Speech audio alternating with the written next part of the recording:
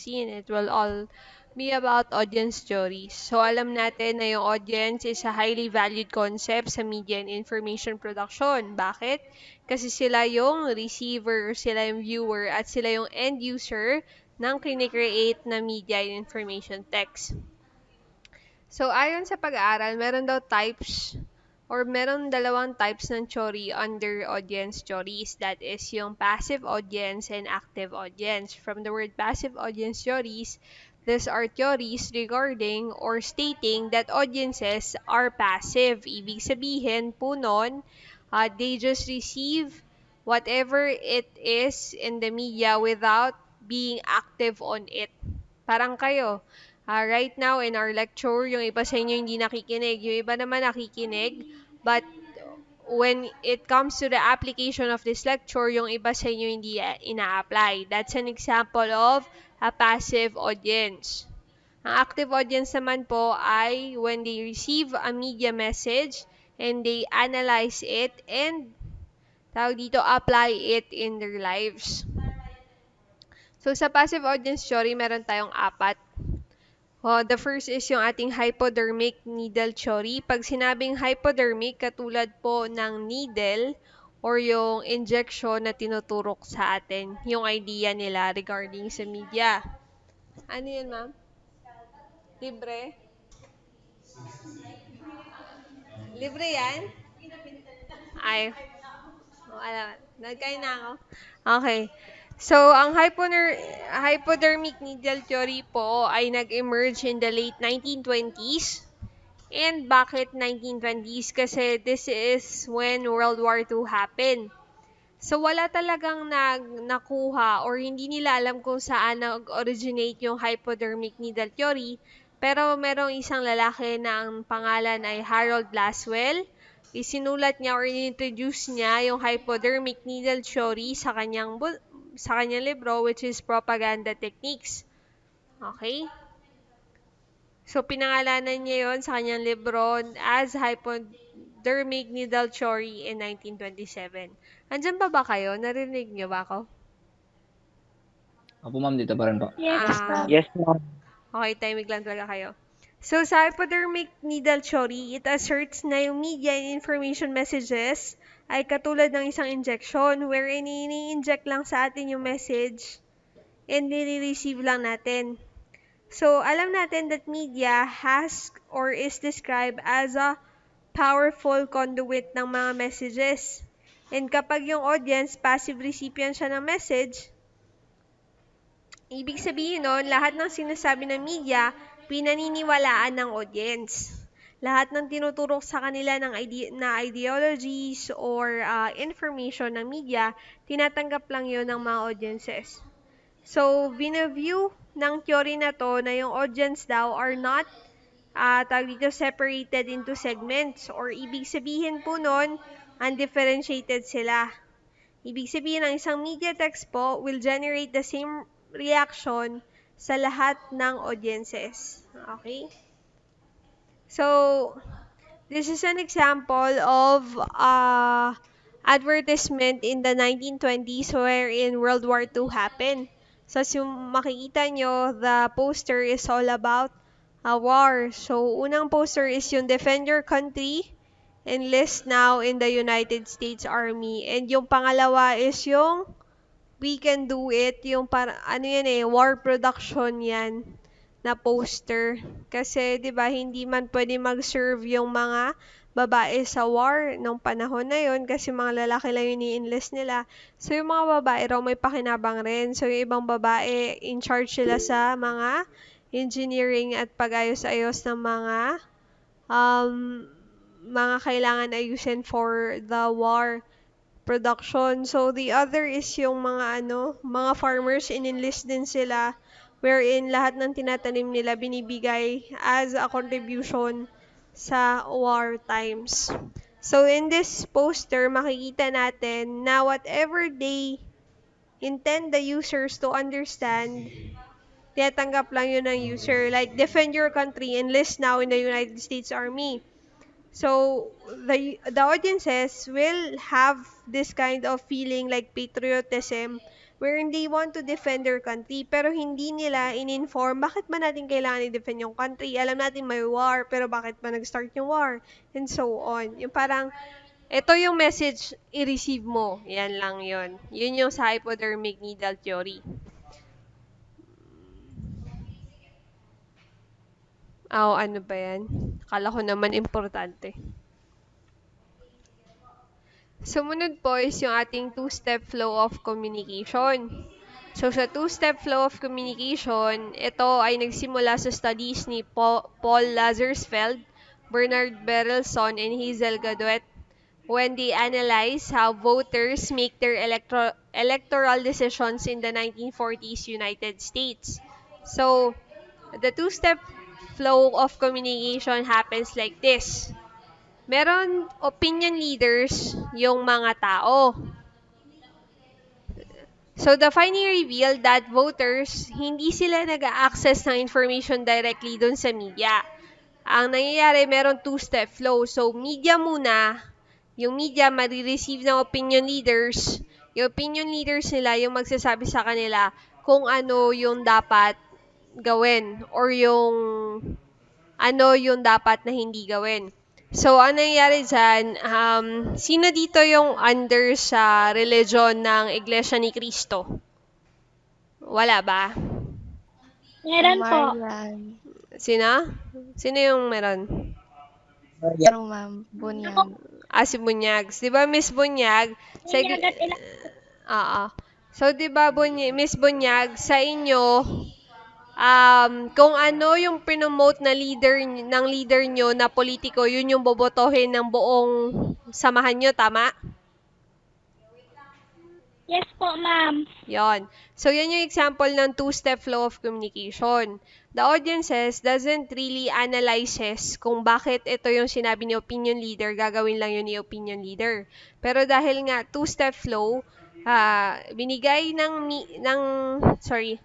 pinomote ni media, si media marireceive ng opinion leaders, si opinion leaders yung magsasabi sa mga tao under his authority. So, in this theory, yung importance ng media is diminished in favor of the mediating role of the opinion leaders. Kasi kahit gaano kalaga yung sinasabi ng media, pag sinabi ng opinion leaders under this theory na wag mo papakinggan, hindi papakinggan ng mga audiences. Naintindihan po yung two-step flow? Yes, ma'am. Yes po, ma'am. Okay.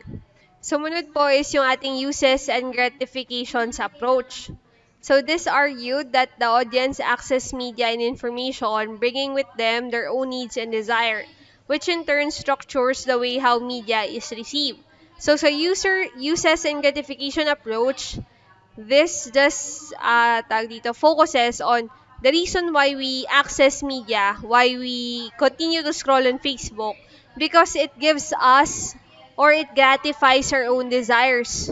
So, merong 4 na type ng gratification under sa uses and gratification approach. Una is yung information. So, from the word information, we access media because we want to know about the society we live in. We want to sense the world. Kasi human beings are naturally curious and we want to satisfy our curiousness. So, the news genre is an example of how we gather information about our country and society. Public affairs programs naman, binobroaden niya yung knowledge natin beyond what the newspapers, books, and magazines can provide us. The internet is a veritable source of information for anything we want to learn, from the mundane to the profound. So, the first type of gratification that we get when we access media is information. The reason why we look at the news, the reason why we post, ano nangyayari sa mundo, ano nangyayari, is because we want to supplement or gratify our desires to know about what is happening. Okay? Pangalawa is yung personal identity po. So, ang personal identity is or happens when we watch the television to validate our own understanding and appreciation of our identities. So, women may identify with characters they see in a romantic comedy. Kaya nga kilig na kilig kayo eh. So, may mga times pa na in-imagine nyo na kayo yung partner ng mga crush nyo sa Korean novela. So, men naman daw may identify with characters in an action movie. We laud the values extolled by media celebrities and find ways of emulating them. Tama ba? The reason why we access media naman is the second for personal identity gratification. We as humans want to have a place that we belong or we stand out.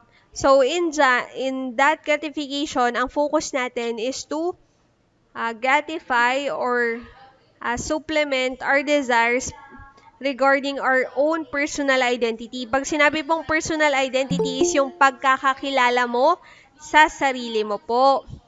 That's the reason kung bakit sometimes may gusto kayong artist na gusto nyo talaga siyang gayahin, pinapanood nyo or nini-research nyo kung ano yung mga ginagamit nilang products or kung ano yung mga ano nila, kinakain, and so on.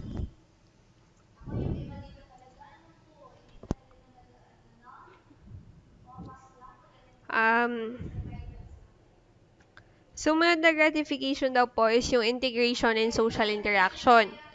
So, because we access media, we turn to the media for information. It became a means of providing us with the information we need so we can integrate and interact with social groups. So, the reason why we access media and information text daw under sa integration and social interaction gratification is because we really want to belong.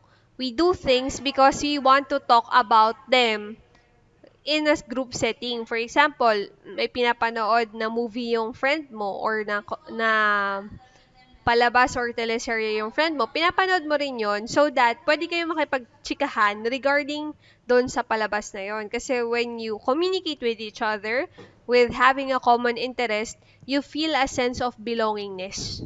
Diba? So, unod po is yung ating entertainment. Entertainment or recreation.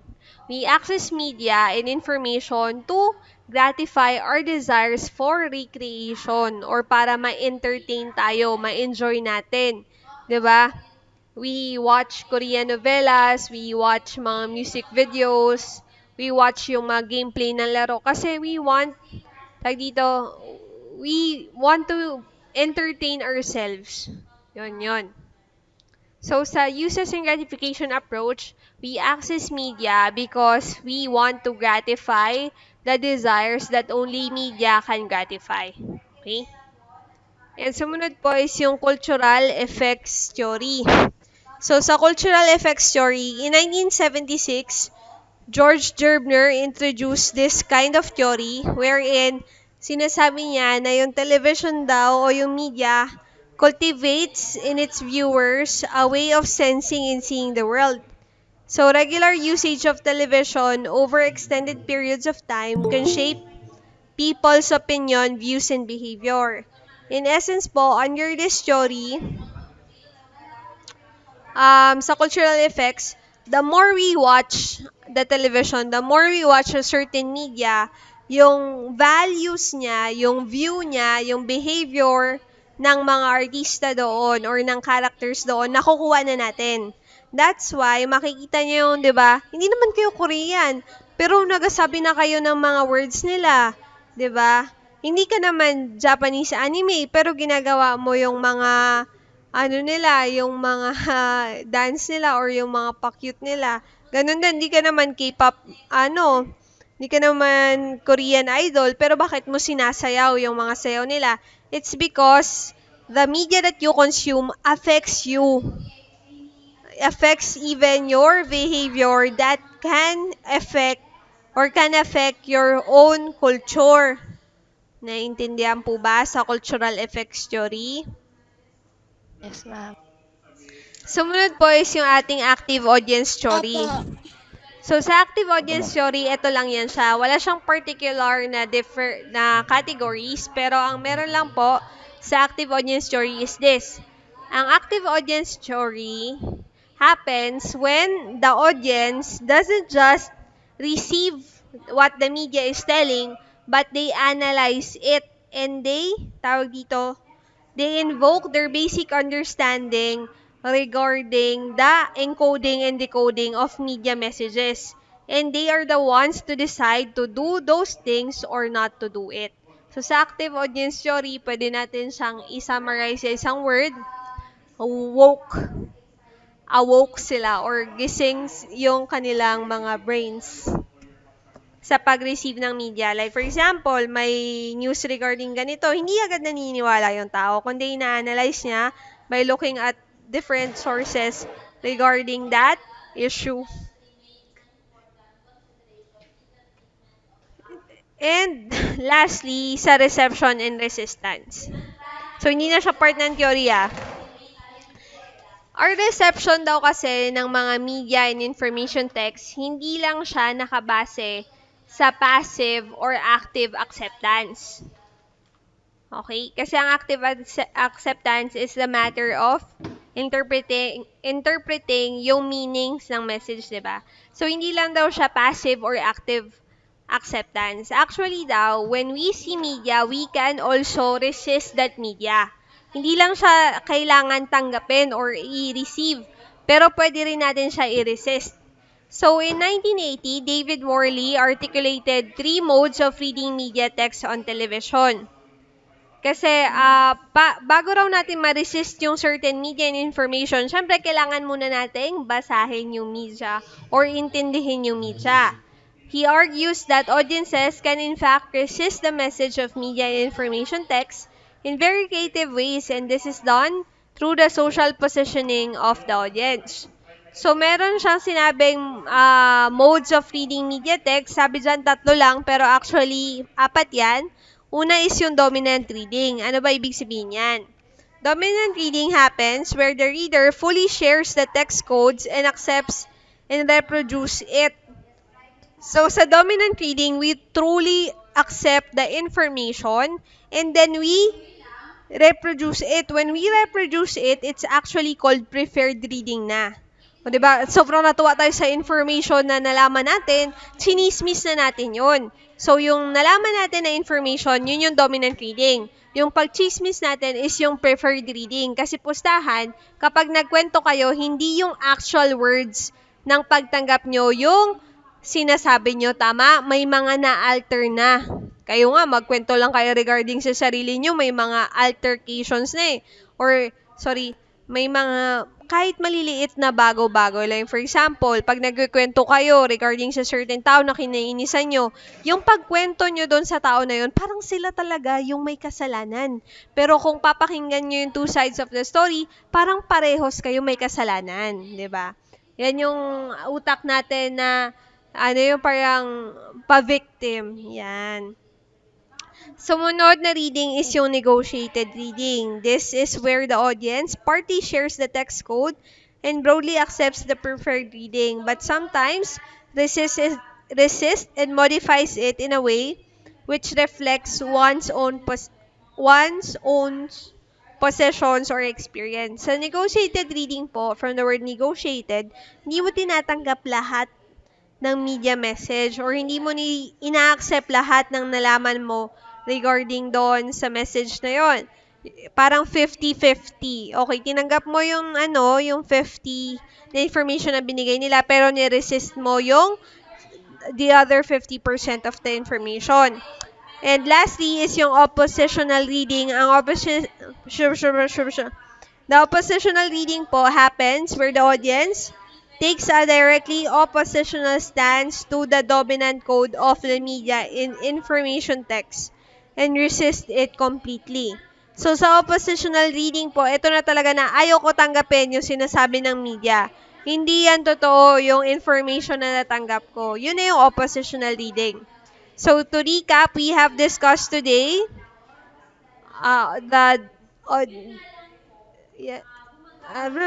we have discussed today audience theory, the passive and active audience theory, the different passive audience theories, and the reception and resistance.